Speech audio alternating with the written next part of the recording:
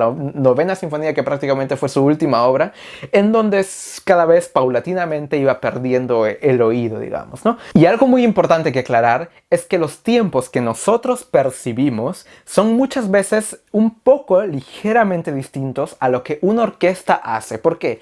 Porque entre nuestro cerebro no existe algo, no existe una barrera, pero cuando nos vamos a la orquesta, cuando estamos ya topándonos con más músicos y con un conjunto de músicos, con una masa, existe una ley física que simplemente siempre va a haber un ligero stop, por decirlo, una pequeña pausa, o muchas veces seguramente si tocas un instrumento de cuerda te darás cuenta que muchas veces cuando el director hace una señal para entrar, la orquesta entra muchas veces ligeramente un poco más allá del tiempo indicado. Obviamente, si te esfuerzas, vas a hacer que la orquesta entre en uno, o si estás con la Filarmónica de Berlín, probablemente la orquesta va a tocar después de 10 minutos. No sé, es una broma, pero la orquesta va a tocar después de unos segundos, como seguramente has escuchado, un segundo o unos pequeños segundos después.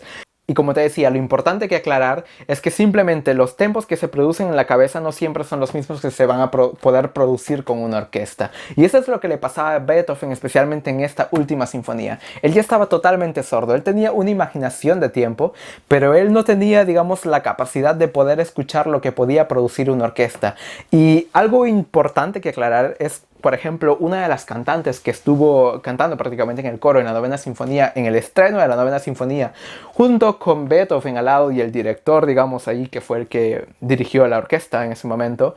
Beethoven también se encontraba en la parte izquierda dirigiendo, digamos, en su mente, y lo interesante es que el director de ese momento, el que dirigió esa sinfonía, ese estreno, dijo que no le hagan caso a Beethoven porque ya se habían dado cuenta de que, debido a que él no podía escuchar, si él se metía, simplemente la orquesta iba a ser un desastre, ¿no? O sea, por esa razón el director le dijo que no hagan caso a Beethoven. No obstante, Beethoven hizo lo que tenía que hacer, o sea, dirigió para sí mismo, a pesar de que nadie lo estaba viendo ni escuchando.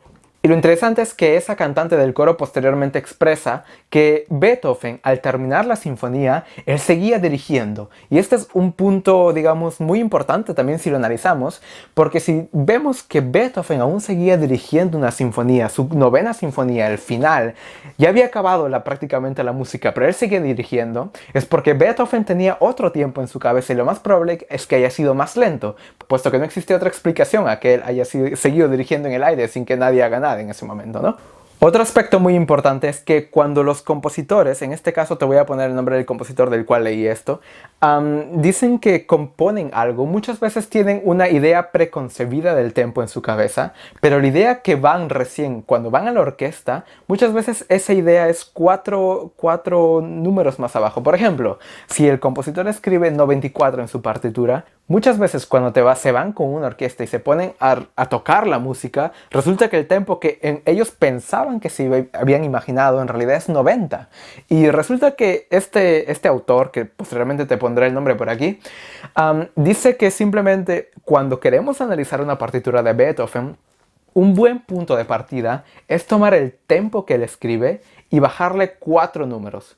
4 números hacia abajo. Si, por ejemplo, en la novena sinfonía aparece negra 100, que lo veamos como negra 96. De esa forma vamos a tener un punto de partida con el cual comenzar, y a partir de ahí recién vamos a, digamos, intentar acelerar al posible tempo que escribió Beethoven. No obstante, como ya hemos dicho, existen muchos tempos en su sinfonía que no son 100% correctos, y ahora vamos a ver otros ejemplos. Y bien, para continuar, esta vez vamos a ir otra vez a la novena sinfonía, pero esta vez a la parte que dice a la marcha, en el compás 331. Algo muy importante que aclarar es que Berenreiter, la editorial que tengo en este momento, a pesar de ser una editorial relativamente cara, es la mejor que puedes optar para Beethoven, puesto que es la opción más crítica y a la misma vez más cercana al compositor, que cuando intenta, digamos, aclarar algo que simplemente no está en la partitura, simplemente lo pone entre corchetes, de tal forma que tú siempre sepas qué compuso Beethoven y que simplemente es algo que ha creado la editorial. Este es uno de los casos. La editorial escribe Blanca con puntillo 84. A la misma vez, tengo este libro que se llama Die Neun Sinfonien Beethovens de Renate Ulm, las 9 sinfonías de Beethoven, en el cual está escrito en la parte final, digamos, lo que de verdad escribió Beethoven. Es un sinfonías, ¿no? Y vamos a ver, dentro de de este libro está escrito La Negra con puntillo 84. Y vamos a ver ese cambio totalmente radical de tempos. Si tomamos un metrónomo y nos ponemos a tocar 84, el tempo 84, la parte de a la marcha sería un tatán, tatín, tatín. Eso sería la parte instrumental. Y la parte del tenor solo, sería prácticamente como fro, fro, y etcétera. Yo he intentado incluso acelerar el tiempo porque es demasiado lento. Y eso es el tempo que escribe en realidad Beethoven. Lo que pasa es que cuando analizamos este tiempo conforme está escrito por Beethoven y conforme la propia indicación que escribió Beethoven a la marcha, es una contradicción ya bastante extraña. No sé si te das cuenta. A la marcha, ¿qué es una marcha para nosotros? Una marcha para nosotros significa algo que fluye, en donde prácticamente se puede caminar y donde, imagínate, van militares detrás. Incluso esta es una marcha turca, puesto que recordemos que en ese tiempo de Beethoven las marchas turcas se habían vuelto famosas, y es por ello que también Beethoven decidió ya incluir ese tipo de música en su novena sinfonía. Ahora analicemos el mismo tiempo, pero esta vez en blanca con puntillo 84. Significa que sería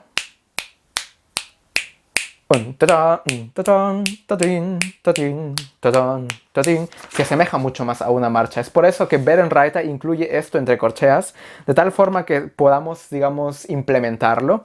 Pero un detalle importante es que tenemos que pensar también en el tenor. El tenor, si canta en ese tiempo, fro, fro, seine Sonnen fliegen, es un poco ya, digamos, demasiado acelerado. Es que por esa razón que debemos intentar en este aspecto encontrar un punto intermedio. Lo que decía este compositor que te decía anteriormente. Intentar bajar 4. En lugar de 84, verlo tal vez como 80 y ver qué pasa. Un claro ejemplo de ello, si quieres buscar un audio o un vídeo, es Paavo Järvi. Paavo Järvi, novena sinfonía con la Deutsche Kammerphilharmonie Bremen. O sea, la orquesta de cámara de Bremen, o sea, en Alemania, en donde ellos interpretan la novena sinfonía, también el cuarto movimiento obviamente, a un tempo relativamente rápido. No es exactamente 84, si no me equivoco es un poquito más abajo, pero el tiempo es ya bastante bueno para hacer una novena sinfonía. Por si no quedó claro, otro ejemplo, tercera sinfonía de Beethoven, último movimiento, últimas 2 hojas prácticamente. Tengo otra vez la versión Berenreiter, la versión Uatex, en donde si analizamos la parte final, Beethoven indica la indicación presto y posteriormente, cuando se pone a escribir todas las indicaciones metronómicas, Beethoven escribe corchea 116. Vamos a analizar de una forma muy rápida, solamente para que quede claro esto del tempo. Beethoven escribe en su tercera sinfonía en el final presto y a la misma vez no indica ni corcheas ni semicorcheas, indica fusas en los primeros violines, segundos y violas. Eso es algo que a tener en cuenta, puesto que si Beethoven no indica simplemente trémolo, significa que no tiene que ser un trémolo. Eso es de verdad fusas. Y si ponemos la indicación que pone, o sea, corchea 116, entonces sería relativamente lento. ¿Tenemos este tiempo? Taca, taca, taca, taca, taca, taca, taca, taca, taca, taca. Eso no da nada de sensación de presto. Y exactamente, mucho menos, o sea, esa es la parte más rápida. Después viene la parte lenta de los cornos que entran y se vuelve como en sensación de sonido relativamente lento. Es un tempo que se vuelve aburrido en comparación del inicio, puesto que el inicio es ya rápido y no tiene sentido esta relación. Es por ello que se piensa que en realidad lo que Beethoven haya posiblemente querido escribir y haya cometido un error inconscientemente sin querer, como cualquier ser humano simplemente, es que en lugar de haber puesto corchea 116 haya querido escribir negra 116. Si lo vemos así, ahora sí que las balanzas se invierten totalmente. Tenemos este tiempo y eso quiere decir que en cada golpe que yo hago deben caber 4 notas. Si lo hago más lento, súper rápido para los primeros violines. Imagínate tocar a eso a una velocidad. Incluso la Philharmonic de Berlín, una de las mejores orquestas del mundo, no toca muchas veces esa velocidad. Pero existe un vídeo, y es el único vídeo que yo he encontrado en internet, de Barenboim, junto con una orquesta que en este momento no recuerdo el nombre, pero el concierto se da en la BBC. Y eso es algo muy importante que tenemos que tener como directores de orquesta en cuenta. O tocas la música 100% clara y precisa y digamos tal vez aburrida en cierta forma, puesto que ya no da la sensación de presto, como en este caso de la tercera sinfonía. O la otra opción es que la orquesta simplemente toque algo que muchas veces no se va a escuchar perfecto cada nota, no se va a escuchar cada punto en cada nota, que tal vez puede ser que eso haya querido Beethoven, no lo podemos saber al 100%, tenemos que siempre hacernos ideas de muchas de esas cosas. Y entonces vas a intentar, digamos, encontrar ese punto de presto, que dé esa sensación de energía. Y es lo que hace Barenboim en este caso. Barenboim dice prácticamente, intenta mezclar estas dos cosas de tal forma que se vaya en dirección, quiero hacerlo rápido, quiero que el público de verdad se emocione con ese tiempo, a pesar de que los primeros violines tal vez no lo toquen todos juntos, lo cual es casi imposible. Por otro lado, existen otros directores que dicen, no, yo quiero que sea esto muy limpio, muy claro, y deciden bajarle el tempo. Es algo normal, algo que tú tienes que saber en qué dirección te vas a ir. Y para terminar este vídeo, algo muy importante que incluso decía el propio Beethoven, lo interesante cuando eres un intérprete, o en nuestro caso un director de orquesta, no es qué tempo dice específicamente la partitura. Incluso el propio Beethoven decía que el tempo depende muchas veces del intérprete, depende de qué emoción tienes en ese momento, qué quieres transmitir en ese momento. Recuerda que que está escrito en las partituras, no solamente en Beethoven, en cualquier otras partituras, por ejemplo en Brahms pasa muchas veces lo mismo, en Bartók pasa muchas veces lo mismo.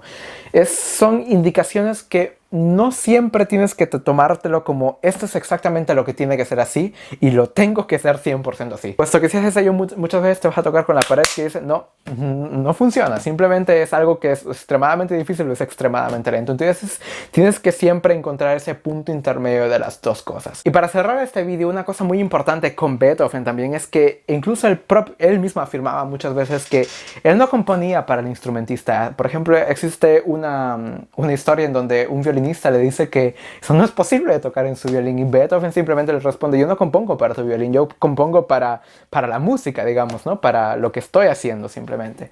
Pero con el tiempo Beethoven se llegó a dar cuenta de esto, ¿no? Es por ello que a lo largo de sus interpretaciones de Beethoven existen libros que indican que él muchas veces hacía accelerandos o crescendos en la parte que tenía accelerandos y decrescendos en la parte que tenían ralentandos. Y eso es algo que muchas veces nos dicen, no, no lo hagas así, crescendo no significa acelerando, decrescendo no significa retardando.